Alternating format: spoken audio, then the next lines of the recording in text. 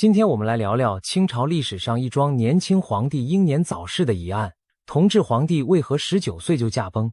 更令人唏嘘的是，看完他的生活习惯，你也许会觉得能活到19岁已经算是高寿了。清朝历代皇帝中，寿命最长的是活了89岁的乾隆帝，而最短命、最悲剧性之一就是同治帝爱新觉罗载淳。他是咸丰皇帝唯一的儿子，6岁便继承大统，成为清朝第10位皇帝。然而他在位仅13年，最后年仅19岁就撒手人寰，成为清朝在位时间最短的皇帝。如此短暂的一生，到底发生了什么？又是什么样的生活方式，把一位年轻的皇帝一步步推向早逝的命运？让我们把时间拉回1861年夏天，那一年同治帝的父亲咸丰皇帝在热河承德避暑山庄病逝，临终指定8位顾命大臣辅佐年幼的皇子载淳。同年秋天，年仅6岁的载淳在北京即位，是为同治皇帝。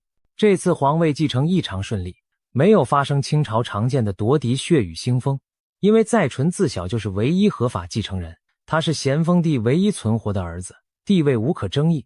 然而顺利登基的背后，其实是另一场你死我活的权力斗争。载淳的生母，也就是大名鼎鼎的慈禧太后，在丈夫咸丰死后不甘心交出权力，旋即联合恭亲王奕欣和东太后慈安，发动了宫廷政变，历史上称为辛酉政变。他迅速扳倒了顾命8大臣中的载垣、端华、肃顺等人，将其余辅政大臣要么流放，要么降职。政变成功后，两宫太后垂帘听政，实际掌控朝政。幼小的同治帝虽然贵为皇帝，却从登基那一刻起就没有过真正的实权。年号同治的本意是两宫太后与小皇帝共同治理，但实际上同治只是一个被圈养在深宫中的傀儡。幼年登基的皇帝其实在清朝并不罕见，顺治帝6岁登基，康熙帝8岁登基，他们日后都成就不凡。然而同治却没有重演祖辈的辉煌，这很大程度上源自他特殊的成长环境。年幼丧父，母亲专权，小小年纪的载淳既失去了父亲的教导关爱，又处在一个强势母亲的阴影之下。他的童年可以说极度孤独压抑。慈禧太后并非慈爱和蔼的母亲，她忙于权力斗争和朝政，对儿子的陪伴和管教明显不足。同治帝在懵懂中被推上至尊宝座，但在6岁孩童眼中，皇帝的责任和天下大事远远超出理解范围。他身边没有严父慈母式的人物教导是非，反而嫔妃、太监和一些奉承的近臣将他教养宠坏。少年载淳因此养成了任性、自我为中心的性格，他缺乏安全感，脾气变得孤僻暴躁，又渴望自由和关爱。可偏偏这一切在深宫是最稀缺的。在清宫中，两宫太后共治，但慈禧太后的强势控制欲让母子关系更加恶化。同治从小反而跟另一位摄政的慈安太后更亲近，把她当作慈祥长辈，这让生母慈禧深感忌讳和嫉妒。史料记载，慈禧发现儿子亲近慈安，内心极不痛快，从此对儿子的管束更严更硬。只要是同治喜爱的、想做的事情，慈禧几乎都要插手干涉。日复一日，在母亲的压制下，母子俩几乎到了水火不容的地步。对年幼的皇帝而言，皇宫不像家，更像一座华丽的囚笼，而他的母亲简直如同一位严苛专制的狱长。这样的成长环境难免让同治产生逆反心理，他越发觉得母亲处处与自己作对，内心的怨怼和反叛情绪也与日俱增。除了家庭环境，同治帝在教育和生活习惯上也没有得到好的引导。按照惯例，小皇帝身边会有博学的大臣担任帝师，教他读书习字、治国之道。同治帝名义上的老师很多都是朝中有声望的儒臣，可实际效果差强人意。曾担任他老师的翁同龢就在日记中大吐苦水。他记载16岁的同治对读书兴趣缺，功课极为懈怠，每天上课只是敷衍了事。翁同龢感叹道：“读甚散，敷衍而已。”他对小皇帝如此不上进颇为无奈，直呼如此光景，奈何奈何。一语道出了教导这位学生的挫败感。可见同治帝年少时对儒学经典和帝王之术并不上心，学习进度远落后于预期。这一方面是他个性贪玩厌学，另一方面或许也是因为他内心对权力和责任感到压力，反正一切由母亲垂帘定夺，他自己学得如何似乎无关紧要。在生活上，同治帝也缺乏普通皇子应有的自律锻炼。清朝的满族皇室素有习武骑射的传统，少年皇子通常要学习骑马、射箭、习武强身，还要阅兵演习，以培养勇武和体魄。然而同治幼年时期在深宫孤立无援，既没有父亲严加督促，也缺少有责任心的师傅引领，他从不习武，不爱骑马打猎。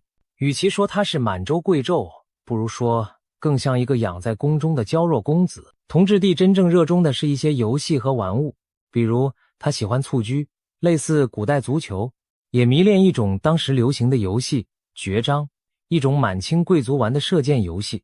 对皇子来说，蹴鞠固然有趣，但远不如骑射能锻炼体魄。同治身边那些只顾讨好他的太监、侍从，更是顺着他的喜好来，让他沉迷玩乐而不去练习武艺。长此以往，小皇帝的体质并不强健。在后世留下的同治帝肖像画中可以看到，他身材瘦小羸弱，并非一副健康硬朗的样子。年幼时缺少运动和锻炼，再加上娇生惯养，为他日后的体弱多病埋下了伏笔。总的来说，少年时代的同治帝虽然贵为天子，却过得并不快乐。他似乎从未感受过真正的家庭温暖和无忧童年。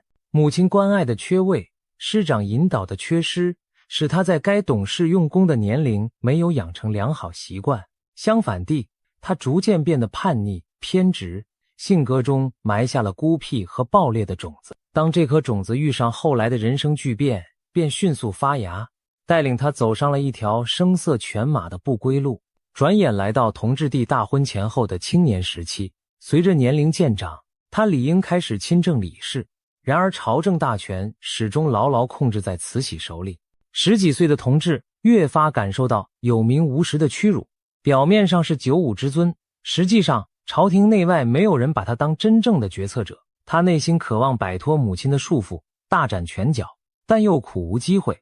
一方面是政治上的压抑，另一方面连他的婚姻大事慈禧也要一手操办，这更点燃了母子矛盾的新火苗。当时同治帝到了谈婚论嫁的年龄，慈禧太后对皇后的人选极为慎重。她深知皇后在后宫和朝廷中的特殊影响力，必须选一个绝对忠于自己的儿媳妇。然而同治帝青春年少，早已对一位佳人情有所属。她就是出身蒙古阿鲁特家族的少女，据说才貌出众，知书达理。同治本人和另一位监国的慈安太后都很中意这位阿鲁特氏，希望立她为后，可慈禧却极力反对。一来阿鲁特氏是慈禧政敌的外孙女，背景让慈禧疑虑；二来慈禧担心这女孩进宫后向着慈安太后不利于巩固自己势力，因此慈禧执意另挑一位和自己更亲近的大臣之女做皇后人选。母子之间在选后问题上剑拔弩张，最终同治无奈妥协，皇后册立了他心爱的阿鲁特氏，但同时慈禧也塞给他一位惠妃做侧室，以示平衡。这桩婚事看似两面讨好，实则给年轻的夫妻埋下无限苦涩。婚后的生活并没有让同治帝享受到片刻甘甜。慈禧太后对儿子的夫妻生活进行了冷酷的干涉，她看到同治与皇后情深意笃，非常不悦，反而刻意冷落自己选进来的惠妃，不让儿子亲近皇后以外的女人。更甚者，慈禧还多次以政务为由斥责儿子不务正业。据说她警告同治，帝无德折至中宫，治防政务，意思是你别老往皇后那儿跑，免得耽误了朝政。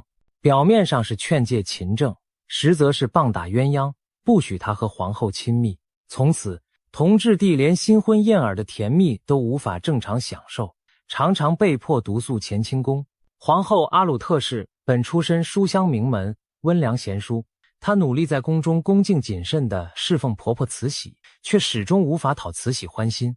慈禧对这个儿媳处处挑剔，哪怕皇后在同治生病期间寸步不离照料，慈禧仍骂她是妖婢，怪她狐媚惑主。慈禧母子之间的权力角力，竟延伸到后宫儿子的婚床，令人匪夷所思。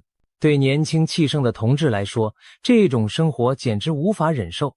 政治上没实权，感情上没自由，堂堂皇帝却像傀儡和囚徒一样，压抑许久的反叛怒火，终于在此时彻底爆发。同治帝开始变得偏激放纵，他决定用极端的方式宣泄对母亲和现状的不满。他明白正面抗衡不是慈禧的对手，于是干脆破罐子破摔。既然朝政由不得我，爱情也由不得我，那我索性荒废朝政，沉迷享乐，以示反抗。在这种心理驱使下，他结交了一批不学无术的狐朋狗友，其中影响最大的是一个叫王庆祺的人。此人出身士族，考中进士后进宫做翰林，为人圆滑谄媚，颇得同治欢心。王庆祺成了同治的心腹玩伴，经常入夜后陪伴皇帝，给他讲些市井趣闻，甚至带来淫词小说，所谓皇书，供同治消遣。渐渐的，在王庆祺撺掇下，大清皇帝开始夜游京城，身穿便服，微服出宫，去体验民间纸醉金迷的生活。北京城纸醉金迷之地，莫过于八大胡同等青楼勾栏。同治帝以前被圈在紫禁城里，如今在王庆祺的引导下，他如同脱笼之鸟，开始流连风月场所。传闻同治时常夜不归宿，微服偷偷跑到城南妓院鬼混，寻花问柳，酗酒作乐。灯红酒绿中，年轻皇帝首次尝到纸醉金迷的滋味，也在这饱受压抑的生命里找到暂时的麻醉。同治帝对这种声色犬马的生活一发不可收拾，很快就嫖妓成瘾。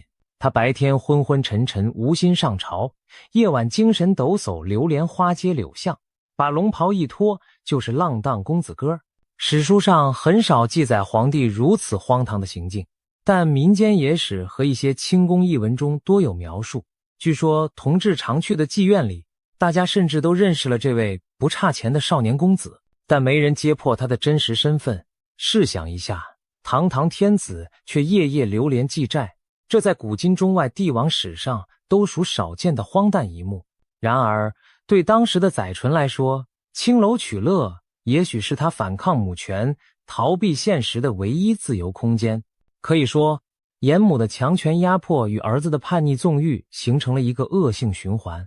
慈禧管得越狠，同治越要用荒唐行径来对抗，而他越是沉迷女色，怠忽朝政，慈禧就越认定儿子不成器，需要更严加控制。这对母子走上了一条不归路。随着时间推移，同治帝的身体状况每况愈下，整日酗酒纵欲，再加上缺乏锻炼，他不满20岁却已是骨瘦如柴，病痛缠身。据记载，同治18岁时刚刚宣布亲政不久，就因体弱多病而时常不上朝。他曾兴致勃勃想做的一件大事重修圆明园，也在各方反对声中草草了结。重建圆明园原本是同治帝想立的功绩，一说是他想借此转移慈禧太后的注意力，希望将母亲关在园林工程里远离朝堂，好让自己掌权。但由于国库空虚，大臣反对，再加上慈禧表面支持，实则暗中掣肘，重修圆明园的计划最终无疾而终。可以想见，这位年轻皇帝试图施展抱负，却屡屡碰壁，更加剧了他的失望和消沉。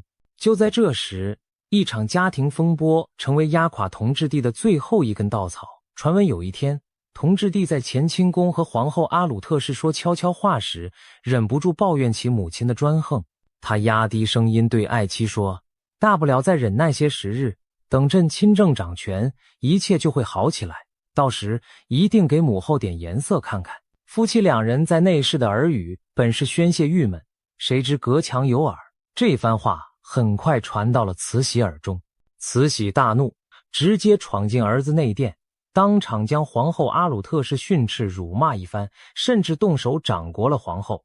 同治帝眼见母亲毫无顾忌地羞辱自己心爱的妻子，又惊又怒又惭愧，情绪受到极大刺激，竟当场吓得昏厥过去。据说自此之后，同治一病不起，身体每况愈下。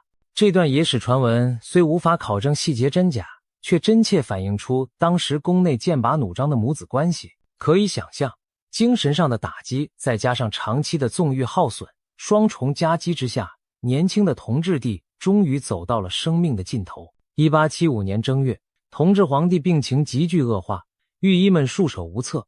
咸丰以来，清宫就备有牛痘接种以防天花，但此刻无论是天花还是别的什么重症，都回天乏术。光绪元年正月，载淳在紫禁城含恨驾崩，年仅19岁。一代年轻的皇帝猝然离世，举国震惊。然而更让后人震惊和好奇的是，同治帝到底死于何种疾病？这个问题从他去世之后便众说纷纭，成为晚清历史上一大悬案。清廷对外公布的官方说法是，同治皇帝死于天花。天花在中国俗称腰疙瘩或斑疹，也是历代皇室的噩梦之一。顺治帝据传就是因天花而亡。在那个疫苗尚未普及的年代，天花发病急，致死率高，皇宫里哪怕戒备森严，也难免中招。同治驾崩后，清宫立即宣称皇帝是在天花爆发中不幸染病身亡，并迅速按照防疫措施封锁宫门，焚烧其衣物。被感染的宫女太监也隔离治疗。表面看来，死于天花似乎合理，且具有天意色彩。年轻帝王不幸染天花身亡，乃天命难违，令人扼腕。但是许多人对此官方说法提出了质疑，因为一些史料和传闻中，同治临终前后的症状颇不似天花。比如据《清实录》记载，同治帝去世时下部溃烂，恶臭难闻，这种描述就和天花的典型症状对不上号。天花主要在皮肤表面起脓疮结痂，全身高热，严重时确实要人命，但并没有专门令人的下体溃烂发臭的特征。反倒是另一种疾病，在晚清称为花柳病，俗称梅毒的一种性病，到了晚期会导致身体溃烂，腐臭难闻，极其痛苦。于是坊间盛传，同治帝其实是染上了花柳病，不治而亡。只不过皇室为了顾全面子，不愿公开皇帝得淫荡病症的丑闻，才改口说成天花，来个瞒天过海。这种猜测并非空穴来风，结合我们前面讲过的同治帝沉溺妓院的生活，不难理解，梅毒传播的途径正是嫖妓淫乱。清宫档案中也有蹊跷之处，有人考证宫廷医疗记录，发现当时御医给同治用的药里有一种主治梅毒的成分。虽说古人并不完全了解梅毒机理，但也略知用汞剂等方式治疗花柳病。同治病重期间是否用过类似药物，成了后人揣测的一个点。同治死后的停灵规格也耐人寻味。按照传统，皇帝遗体通常要停放数日，接受朝拜瞻仰，但同治驾崩后不久，灵柩便盖棺，传闻是因为尸体散发恶臭，不宜久留。这些细节都让人怀疑天花说只是遮羞之举。然而必须指出的是，也有史学者为天花说辩护，认为同治确实染的是天花，而非梅毒。他们列举了一些理由。首先，同治驾崩前确有天花流行迹象，宫中其他人包括慈禧太后也曾紧急接种牛痘预防。其次，梅毒通常是慢性病，从感染到晚期需要较长时间，以同治不到2年的嫖妓放纵时，未必来得及发展到全身溃烂致死的阶段。反观天花发作迅猛，短短10几天就能夺走年轻人的生命，与同治突然病重离世的经过相符。第三，清宫医疗档案如起居注、御药防荡，详尽记录了同治病中的症状和用药，多处提及天花症状，并未明说梅毒。一些御医的奏折也记载皇上染天花、不省人事等等。从这些正史档案看，同治死于天花，证据充足。至于他下身溃烂恶臭，那可能是因天花并发症或治疗不当所致，也未必一定就是性病特征。两种说法各有依据，公说公有理，婆说婆有理，真相扑朔迷离。由于皇帝死因牵涉皇家颜面，真相很可能被蓄意隐瞒或篡改，因此后人一直难以确证。同治帝的死因之谜成了清宫历史上难解的疑案之一。有人甚至阴谋论地猜测，会不会其实慈禧太后知道儿子无可救药，干脆见死不救，甚至下毒手。毕竟慈禧生性多疑狠辣，又贪恋权力，同治若继续活着亲政，迟早要削他的权。这种猜测虽无实证支持，但同治帝短暂的一生处处被母亲压制，母子间的嫌隙之深可想而知。或许慈禧未必加害亲儿，但她对同治的病情漠视，甚至见死不救，也不是没有可能的。无论如何，同治之死对清朝政局产生了重大影响。一个年轻皇帝的陨落，意味着晚清最后一次中兴希望随之破灭，也意味着慈禧太后将继续她的掌权岁月。同治驾崩时没有留下子嗣，她19岁的皇后阿鲁特氏也正值芳华，丈夫的死对这位年轻皇后打击巨大。更不幸的是，在同治去世仅仅2个月后，皇后阿鲁特氏也郁郁而终，年仅21岁。关于她的死，民间亦有种种传言，有的说是因悲伤过度殉情自尽，服毒追随夫君而去，也有的说她其实已怀有身孕，被慈禧逼迫服药流产导致身亡。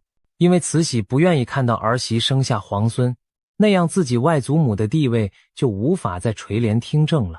不管哪种说法，最终的结果是同治皇帝一脉无后，清帝国的皇位继承断了线。慈禧太后立刻以皇太后名义和东太后共同选定咸丰同父异母的侄子载湉为新皇帝。光绪帝即位时才4岁，又是一个幼童傀儡，这恰恰合了慈禧的心意。他得以以皇父摄政的名义重新垂帘，继续执掌大权长达数十年。可以说，同治帝之死让慈禧重掌朝政，开启了他2度临朝的局面。从这个角度看，难怪后人揣测慈禧对儿子的死恐怕并非全然悲痛，内心甚至可能暗松一口气。历史真相如何，我们不得而知，但同治皇帝的早逝确实符合了慈禧权力版图的需要。这无疑是晚清历史的讽刺一幕。回顾同治帝短暂的一生，我们不禁慨叹，帝王荣华对他而言更像是一场诅咒。身为95之尊，却没有一天真正掌控自己的命运。他从小缺爱，导致性情扭曲偏激，青年时求爱不得，政权不得，走向纸醉金迷的歧路，结果毁掉了自己的身体和前途。有人把他和更早的另一位少年皇帝相比，北魏孝明帝元许也是5岁登基，母后擅权，19岁时因不满母亲乱政而起义反抗，结果被生母毒杀，也是19岁亡国之君。历史似曾相识地重演着悲剧。幼年即位的皇帝往往没有好下场，生在帝王家，看似富贵随身，实则危机四伏，压力重重，一步走错便万劫不复。俗话说，欲戴王冠，必承其重。但对同治这样年幼缺人教导的孩子而言，他根本承不起这至高的重量。有人戏言，同治皇帝活到19岁已经算长寿，这话听着可笑，却不无道理。想想看，同治帝从10几岁开始荒淫无度，每天过着极度伤身的生活，酗酒、熬夜、嫖妓，精神刺激和体力消耗远非常人能承受。更何况他身子骨本就羸弱，若非皇家珍馐玉石滋补，太医时时调理，恐怕更早就垮了。19岁对常人来说是青春年华，对他却已是油尽灯枯。更荒唐的是，他可能真的因纵欲染上致命的性病而死，成为清朝 emperors 中死因最令人尴尬的一位。这样的结局既令人扼腕，又让人不胜唏嘘。当然，我们也不能把所有责任都推给同治本人，道德败坏。细究起来，他的堕落放纵有很大一部分原因是生存环境的畸形。一个成长在集权母亲阴影下，孤独缺爱的孩子，当他拥有至高无上的地位，却无法掌控任何事时，他极可能选择自暴自弃的路。慈禧太后的专断和溺爱，其实反而害了儿子。假如当初慈禧愿意给儿子多一点正常的关心和自由，让他和皇后好好生活，给他担当责任的机会，同治帝或许有可能逐渐成长为一个合格的君主。可历史没有如果，慈禧的强势和同治的叛逆互相激化，终于酿成不可挽回的悲剧。同治皇帝的驾崩标志着所谓同治中兴的终结。这场短暂的中兴其实更多是曾国藩、李鸿章等大臣平定内乱、洋务运动带来的回光返照。年轻皇帝本人几乎没有亲自建功。随着他的死，清王朝也错失了一次年轻君主振作图强的契机。后来即位的光绪皇帝同样被慈禧牢牢控制，清朝最终走向灭亡。或许同治的悲剧早已注定，即便他不沉迷女色，他也很难逃脱夭折或被废的命运。因为大厦将倾，非一人之力可回天。而他本人所处的家庭和政治环境又将他的悲剧命运推向极致。总而言之，同治帝这短暂而荒唐的一生，是清皇室内部矛盾和封建制度弊端的一面镜子。一个原本可能有所作为的年轻皇帝，在专制母权和自身弱点的双重夹击下走向毁灭，令人惋惜。19岁天子撒手人寰，成了大清皇朝衰败的又一个注脚。他死得突然，死因成谜，身后无嗣，给后人留下无限遐想空间。而撇开帝王身份，我们也能从他的故事中得到一些反思。无论贵为皇族还是平民，健康的生活习惯、自律的人生态度是多么重要。家庭教育与环境对一个年轻人成长的影响又是多么深远。同治帝用自己的惨痛经历告诉世人，放纵纵欲只会换来身心的毁灭，哪怕拥有至高权势也救不回生命。一代短命皇帝的悲剧就这样载入史册，成为后人茶余饭后的感叹话题。同治皇帝为何19岁就驾崩？看完他的种种生活习惯和经历，我们不禁摇头。在那样的情况下，他竟然还能苟延残喘到19岁，或许真的算是高寿了。历史的戏讽往往如此尖刻，同治帝的故事既让人痛惜，又发人深省。荣华富贵并非幸福的保证，自律和良知才是决定人生走向的关键。希望我们从这段历史悲剧中汲取教训，珍惜健康，远离沉沦，莫让悲剧重演。